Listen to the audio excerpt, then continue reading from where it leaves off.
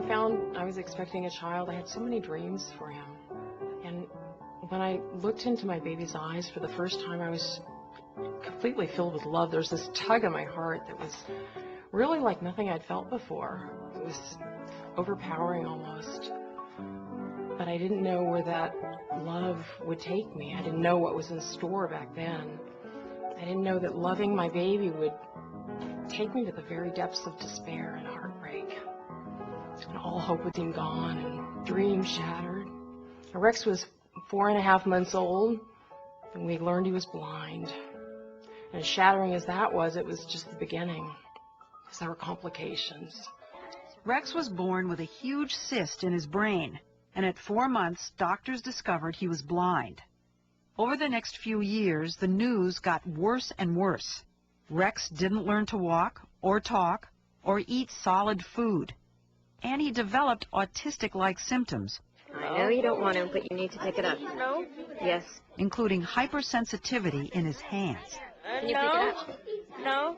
No. He'd scream if you made him touch anything. It was the same thing with sounds.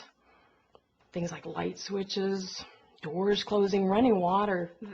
The daily sounds that the rest of us don't even hear would make him scream, and like his brain was a mass of chaos. Autistic. That was the word that surfaced from specialists to describe what was going on, but I didn't want to believe that. I think I was on the verge of a nervous breakdown myself, and so I knew I needed to get help, and I didn't know then that that would take me looking for God. There was no one else. At the time, my husband had left. Friends, family, couldn't understand what I was living with Rex. It was too bizarre, too new for them too. But God got it. He understood. And help came as a gift. A little piano keyboard for Rex's 2nd birthday. That was the beginning of new life. Touching those notes, touching those keys. It was like there was something in the notes that made sense to him in the way nothing else did. Piano, music. This was a new world. Back then, it was like he was living in 2 worlds simultaneously. There was this new fascinating world of notes and melodies. And then there was this world of confinement and dysfunction, where he couldn't walk, couldn't talk, he could barely get through his days. But there was something in the music that cut into that world, and it gave him creativity. It gave him a joy-filled center, and you'd hear his laugh. Oh, that laugh. As much as he could scream and pierce your ears, that laugh, I don't think I've ever heard a sound as pure as that. I think it's the single most joyous sound I've ever heard. First came the laughter, then came miracles, a whole series of them. Imagine floppy spaghetti legs suddenly running, or Rex's voice speaking, breaking the chains of his silence. Mama, I love you, Mommy. It all came from the music.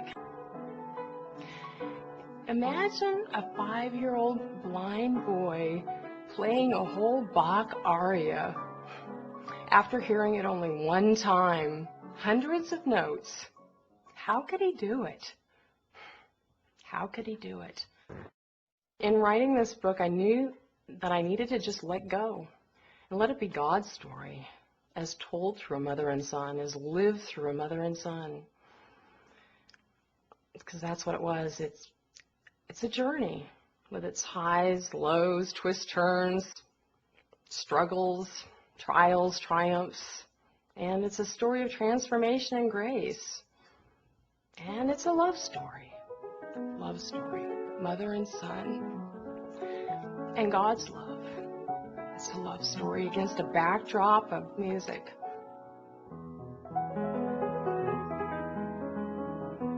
It goes past the science and the mystery. Rex's brain, the juxtaposition of extreme disability and genius, to a bigger mystery, which is that of life and what it is to truly live.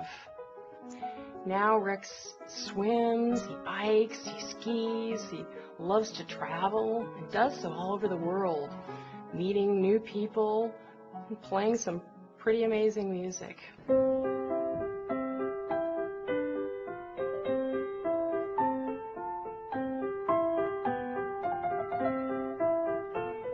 To me, Rex's life, his story, his song is of hope. It's of hope. And so I guess the book's to say thank you, God. Thank you, God, for your grace.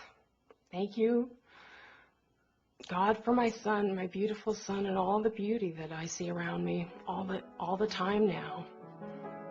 There are many labels that you could attach to Rex. Blind, autistic, musical genius, savant, but somehow they don't stick, because he's all of it and none of it, because he's just Rex.